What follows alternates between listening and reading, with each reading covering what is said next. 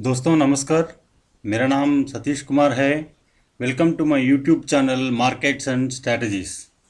आज मैं आपके सामने एक इंटरेस्टिंग टॉपिक लेके आया हूँ। इन्फोसिस का सेकंड क्वार्टर रिजल्ट्स आ गया है। इसमें इंटरेस्टिंग पॉइंट्स है हम सभी के लिए। चलिए दोस्तों आगे बढ़ते हैं। इन्फोसिस क्वार्टर टू रिजल्ट्स में एक छोटा सा टेबल मैंने आपके सामने रख दिया हूँ। इसमें सितंबर 19 से सितंबर 20 तक क्वार्टर वाइज ग्रोथ कैसे हुआ है, रेवेन्यू पॉइंट ऑफ व्यू और profit after tax point of view और पैट का ग्रोथ भी कैसे है, मैं आपके सामने लेके आया हूँ। तो सितंबर 19 में 22,629 करोड़ इंडियन रुपीस हुआ था। दिसंबर 19 में 23,092 करोड़ था। तो सितंबर 19 से दिसंबर 19 क्वार्टर को कंपेयर करेगा तो 2% ग्रोथ आया था। तो मार्च 20 में 23,267 करोड़ आया था।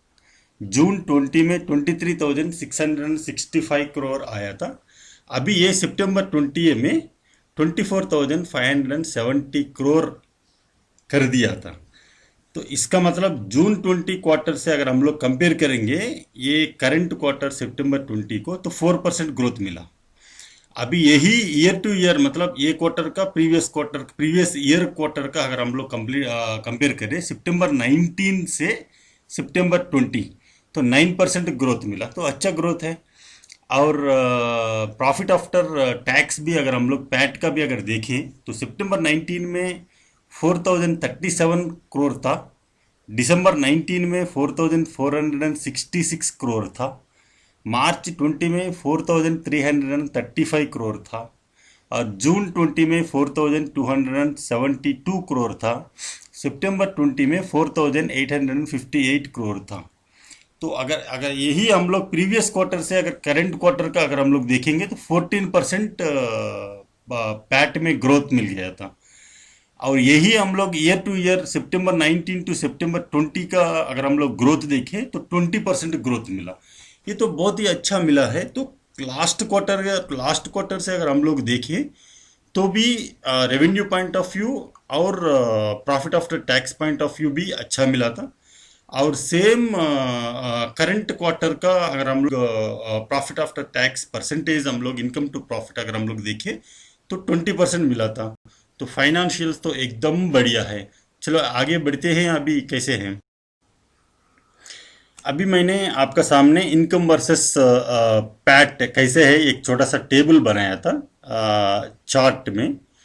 तो इसमें मैंने टोटल इनकम क्वार्टर वाइज रख दिया था, जो मैंने आपको पहले स्लाइड में जो बोला था। टोटल इनकम सितंबर 19 से सितंबर 20 तक, प्रॉफिट आफ्टर टैक्स सितंबर 19 से सितंबर 20 तक। अभी ये सितंबर 19 का चार्ट देख लीजिए। सितंबर 19 का तो इधर 25,000 का 20,000 और 25,000 का बीच में ये चार्ट आया था इनकम। और वही प्रॉफिट आफ्टर टैक्स अगर देखें तो 5,000 का नीचे था रेड वाला। यही अभी year to year quarter to quarter growth हो रहा था। तो अभी सितंबर 20 का अगर हम लोग देखें तो ये chart almost 25,000 crore income touch हो रहा था। तो वही 24,570 करोड़ जो वो लोग अचीव कर दिया। तो प्रॉफिट आफ्टर टैक्स भी अगर हम लोग देखें तो ऑलमोस्ट 5,000 का सितंबर 20 में रीच हो रहा था। तो वही 4,858 करोड़। तो ये चार्ट में कैसे है, हमको इंस्टेंट ग्लैंस में मिलता है। मतलब देखते ही हमको पता चलेगा कि ये ग्रोथ कैसे है, सितंबर 19 में कैसे है, सितंबर 20 में कैसे है। तो क्वार्टर टू क्वार्टर भी कैसे कंपनी का ग्रोथ है। तो हमारा इन्वेस्टमेंट प्लानिंग के लिए ये चार्ट थोड़ा यूजफुल होता है। चलिए आगे बढ़ते हैं। अभी शेयर प्राइस का मैंने मैजिक कैसे हो रहा है मैं आपका सामने एक्चुअली लेके आना चाह रहा था। तो मैंने सोचा था अभी लास्ट ईयर से ये ईयर कंपेयर करें तो इंस्टेड ऑफ दैट वन। तो मैंने सोचा था चलिए अभी शुरू से जब कंपनी स्टार्ट हुआ था स्टार्टिंग समय से आज तक शेयर अभी कैसे आगे बढ़ रहा था। तो हम लोग अगर इन्वेस्टमेंट अगर करना चाहते हैं तो एक्चुअली कैसे है, कंपनी कैसे है, शेयर प्राइस के ये तो शेयर है ना, ये शेयर एकदम शेयर है, शेयर मतलब एकदम लाइन है। अभी देखिए मैंने टेंटेटिवली 1996 में शेयर कितना था मैंने देखा था, तो अराउंड ₹0.95, मतलब 1 रुपये का दाम पे था। तो आज 2014 अक्टूबर 2020 करंट बीएसई स्टॉक प्राइस 1136.10 1136.10, मतलब ऑलमोस्ट 24 ईयर्स हुआ था। तो देखिए अभी कितना ग्रोथ हुआ है। तो आईटी सेक्टर में this is one of the best stock what I feel. अभी इसका प्रोग्रेस कैसे है, तो और हमको अभी एक क्वार्टर में बोर्ड मीटिंग में हमारे लिए क्या मिला है, तो चलिए पॉइंट वाइज हम लोग देखते हैं। इसका रेवेन्यू रीजन वाइज कैसे हैं। 60% नॉर्थ अमेरिका रीजन में रेवेन्यू मिला था। यूरोप रीजन से 24% तक इसका रेवेन्यू था। और बाकी ऑल अदर रीजन से 16% तक मिला था। इसका मतलब इसका मेजर रेवेन्यू 60% नॉर्थ अमेरिका से आ रहा है और ऑलमोस्ट 24% यूरोप से आ रहा है। मतलब इसका मार्केट बहुत उस एरिया में ज़्यादा है। स्प्लिट शेयर्स ये बार कुछ नहीं मिला, बोनस शेयर्स भी कुछ नहीं मिला, मगर इंटरिम डिविडेंड तो बढ़िया मिला है। ₹12 पर ईच इक्विटी शेयर। अगर आपके पास 5 शेयर है, ₹60 मिलेगा। तो ऐसा हम लोग कितना शेयर्स है, हम लोग ₹12 से हम लोग मल्टीप्लाई कर सकते हैं। तो ये रिकॉर्ड डेट 26 अक्टूबर 2020, मतलब ये महीने में 26 को आपका डीमैट अकाउंट में ये शेयर्स रहना चाहिए। अगर शेयर्स है तो आपको ये बोनस, ये डिविडेंड आपको मिलेगा। और डिविडेंड पेमेंट डेट है November 11। ये मतलब अगले महीने November 11 को आपको मिलेगा। एम्प्लॉइज के लिए, इन्फोसिस एम्प्लॉइज के लिए तो एकदम बढ़िया गिफ्ट ही गिफ्ट दे दिया था, बढ़िया गिफ्ट दे दिया था। तो 100% वेरिएबल पे दे रहा है, स्पेशल इंसेंटिव भी दे रहा है, सैलरी इंक्रीज भी कर रहा है, प्रमोशंस भी एम्प्लॉइज के लिए मिल रहा है। और जनवरी 1 2021 से ये सैलरी इंक्रीज और प्रमोशंस इफेक्ट हो जाएगा। मैं भी सोच रहा हूँ कि इन्फोसिस का अगर जॉब मिले तो मेरा लाइफ भी थोड़ा अच्छा रहेगा। तो भगवान का कृपा है, देखना है। The company signed $3.15 billion worth of deals, the highest ever during the July to September quarter, मतलब एक क्वार्टर, सितंबर एंड का quarter, against previous quarter $1.74 billion in the quarter ended June. तो इससे ही हमको मिलता है कि लास्ट क्वार्टर में, लास्ट क्वार्टर मतलब जून एंड का क्वार्टर, करंट क्वार्टर मतलब सितंबर एंड का क्वार्टर, तो $1.74 बिलियन का कुछ डील हुआ था। तो अभी ये बार 3.15 बिलियन का डील मिला, मतलब कितना अच्छा, कितना प्रोग्रेस हो रहा है। तो ये छोटा सा पॉइंट से ही हमको मिल जाता है। अभी मैंने इसका जो रेवेन्यू आ रहा है तो कहाँ से आ रहा है, हम लोग तो देखा है जियोग्राफिकल कैसे ग्रोथ हो रहा है। जियोग्राफिकल तो हम लोग देखा था। तो अभी हम लोग क्या क्या एरिया सेगमेंट वाइज क्या क्या सेक्टर्स देखते हैं, तो कैसे कहाँ से रेवेन्यू आ रहा है, तो वो भी मैंने एक छोटा सा इंफॉर्मेशन डिटेल्स ले लिया था। इसका major banking, financial services and insurance, retail, communications, energy, manufacturing, high tech and life sciences में मेजर रेवेन्यू आ रहा है सेगमेंट वाइज में। ये banking and financial services and insurance का देखते हैं। Q1 में 7,457 करोड़ था, ये क्वार्टर में 7,087 करोड़ मिल गया था। तो रिटेल में लास्ट क्वार्टर में 3,391, ये क्वार्टर में 3,651 करोड़ अचीव किया था। कम्युनिकेशंस में लास्ट क्वार्टर 3165 करोड़ था, ये क्वार्टर में 3093 करोड़ अचीव कर दिया था। एनर्जी में 3027 करोड़ लास्ट क्वार्टर में था, और करंट क्वार्टर में भी सेम था। मैन्युफैक्चरिंग 2256 लास्ट क्वार्टर था, 2241 करंट क्वार्टर। हाईटेक में 2063 last quarter, 2244 crore current quarter. Life sciences में 1575 करोड़ लास्ट क्वार्टर में था, 1672 करोड़ करंट क्वार्टर में।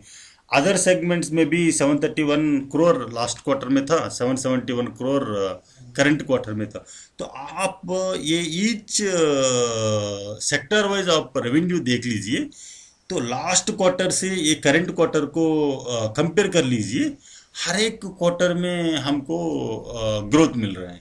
यही मैंने एक चार्ट जैसा बनाया था, तो आपको देखते ही पता चलेगा कि ये जो रेड है previous quarter June and quarter था, ये जो ब्लू में था करंट क्वार्टर सितंबर एंड क्वार्टर था। तो आप कोई भी देख लीजिए ना, banking, financial services and insurance अभी ब्लू क्वार्टर ज़्यादा है, रिटेल ब्लू क्वार्टर ज़्यादा है, कम्युनिकेशंस अभी थोड़ा इक्वल है, एनर्जी इक्वल है, मैन्युफैक्चरिंग इक्वल है, हाईटेक ज़्यादा है, लाइफ साइंसेस ज़्यादा है, अदर सेगमेंट्स भी थोड़ा ज़्यादा है। तो अच्छा, वेरी गुड परफॉर्मेंस है, एक्सीलेंट परफॉर्मेंस है। तो ये पीरियड में एक्चुअली ये जनवरी टू सितंबर, ये तो कोविड का टाइम है, कोरोना तो इतना फैल रहा है, एम्प्लॉयज भी घर में बैठ के काम करना पड़ रहा था। कितना डिफिकल्टीज है, कितना मुश्किल का है। कंपनी को भी पूरा इंफ्रास्ट्रक्चर एम्प्लॉयज के लिए देना पड़ेगा।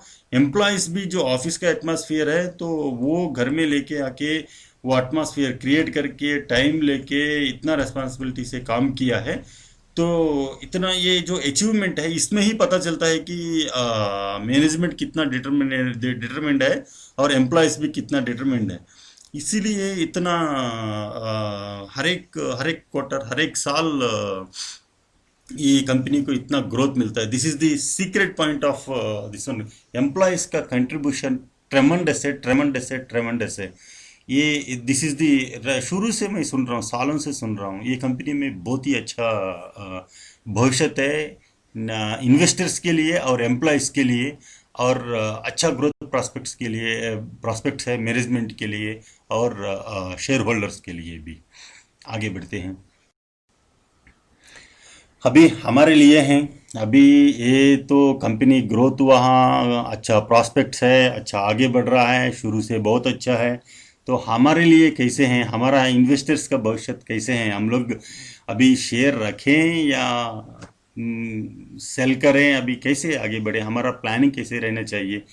तो मैंने एक दो पॉइंट में ये मैंने आपको सबको मालूम है कैसे करना है, क्या है। You people are very calculative and plan. तो मैं टेंटेटिवली दो तीन वर्ड्स में बोल देता हूँ। करंट मार्केट प्राइस है बीएसई का 1136 रुपीज़ 10 पैसे। ये साल में 52 वीक लो है, लो था 511.10, और 52 वीक हाई था 1165.85। तो इससे पता चलता है कि एक साल में हमारा शेयर प्राइस डबल हो गया है। पॉइंट नंबर 1 है, Infosys shares has great demand in the stock market. ये तो निश्चिंत है, एक बार इन्फोसिस का कोई फादर उसका बेटी के लिए इन्फोसिस शेयर्स खरीद लिया, तो 20 साल के बाद अच्छा पैसा मिल जाएगा। कोई एम्प्लॉई घर खरीदना है, तो इन्फोसिस शेयर्स अगर ले लिया, तो निश्चिंत से 10-15 साल में अच्छे से बढ़िया अब हम 3 बेडरूम फ्लैट एकदम बढ़िया ले सकते हैं, या एक विला भी ले सकते हैं। ये तो निश्चिंत है, एकदम सेफ है, उसका मनी मल्टीप्लाई कंपलसरी हो जाएगा, unless and otherwise there is a crash in the market और something. Company point of view से अगर हम लोग देखें तो एकदम बढ़िया है। अगर करेक्शंस भी मार्केट में अगर होता है ना, तो करेक्शन होते भी होएगा तो भी ये इन्फोसिस का शेयर्स आगे बढ़ता है। और कभी भी आईटी सेक्टर का इतना ह्यूज करेक्शंस तो एक्चुअली आता नहीं है। To some extent always it is possible, but huge correction इतना आता नहीं है। मगर लॉन्ग टर्म निवेश के लिए, इन्वेस्टर्स के लिए ये बहुत ही अच्छा है। It's a great deal to invest in Infosys shares for long term benefits. तो लॉन्ग टर्म बेनिफिट्स के लिए अगर ये शेयर लेना चाह रहा है, ये बहुत बढ़िया डील है, ग्रेट डील है, अच्छा रहेगा। Keep investing always at lower dips and get benefited. अभी शेयर एकदम ऊपर चले गया है तो उस टाइम अगर ले लिया, तो उसके बाद अगर मार्केट में करेक्शन आया या क्रैश आया, तो अभी वो 100% 200% अगर वो कम अगर हो जाएगा, तो फिर से इतना बढ़ने के लिए टाइम लगेगा। तो आप थोड़ा वो टाइम थोड़ा देख लीजिए। वो अभी डिप्स में, जब डिप्स आता है मार्केट में, तो तब आप खरीद लीजिए। हर एक शेयर प्राइस ऊपर जाता है और बाद में नीचे नीचे आने का ही है। तो राइट इन्वेस्टर, कोई ने एक अच्छा बढ़िया इन्वेस्टर ने एक एक बार बोला था मार्केट में, right investor always keeps patience. मतलब जितना पेशेंस हम लोग रखते हैं मार्केट में, उतना आगे बढ़ते हैं। तो कभी कभी हमको लगता है मार्केट तो ऊपर जा रहा है, ऊपर जा रहा है, ऊपर जा रहा है, हम लोग तो पकड़ेंगे उसको, अभी खरीद लेंगे बोल के, तो उस टाइम हम फेल हो जाते हैं। तो जो पेशेंस रखते हैं तो वो आगे बढ़ते हैं। तो वो पॉइंट ऑफ व्यू अगर हम लोग देखें, तो लोअर डिप्स में ये शेयर खरीदना चाहिए, and then automatically we can get benefited. Keep accumulating the value to an extent of investment in IT sectors। ये पॉइंट बढ़िया पॉइंट है। इसमें क्या है, हम लोग फार्मा के लिए इतना परसेंटेज ऑफ शेयर्स खरीदते हैं, आईटी सेक्टर में इतना परसेंट, मतलब टोटल अगर हमारे पास 100 रुपीज़ है, तो 100 रुपीज़ हम लोग कहाँ इन्वेस्ट करें। तो इसमें 20% अगर हम लोग आईटी सेक्टर्स के लिए रखें, तो 20% में इन्फोसिस एक हम लोग ले सकते हैं। तो फार्मा दूसरा, तो उसमें एक 20% ले लो, या रियल एस्टेट थोड़ा ले लो, और मैन्युफैक्चरिंग हेवी मशीनरी और दूसरा ले लो, सीमेंट का दूसरा ले लो। तो हर एक सेक्टर में हम लोग एक 15%, 20%, बैंकिंग 10%, हम लोग ऐसा लेना चाहिए। तो अगर आईटी सेक्टर का भी अगर हम लोग 20% या 15% जितना भी अगर हम लोग रखें, तो इसमें इन्फोसिस का लेने का बहुत ही बढ़िया स्टॉक है। शॉर्ट टर्म इन्वेस्टमेंट के लिए मैं एक्चुअली आइडिया तो देने के लिए, अभी मैं क्या बोलूँ, आगे मार्केट कल कैसे रहेगा, बाद में कैसे रहेगा, हम लोगों को तो पता नहीं है। ये तो बड़ों का मार्केट है। तो हमारे लिए, हम छोटे वाले हैं, तो हम लोग कैसे सोचना चाहिए, तो we have to be very calculative. तो हमको मालूम नहीं है कि कौन कैसे प्लान करता है, और मार्केट भी कैसे रहते हैं, वो फॉरेन कंट्रीज में मार्केट कैसे रहते हैं। हमको every day we will have to follow news and everything. तो हमको पता नहीं चलता है कि कितना कैलकुलेटिव हम लोग रहने का है। But we have to be calculative, we have to be planned, we have to be cautious always, क्योंकि we are investors, we keep investing, we observe the market.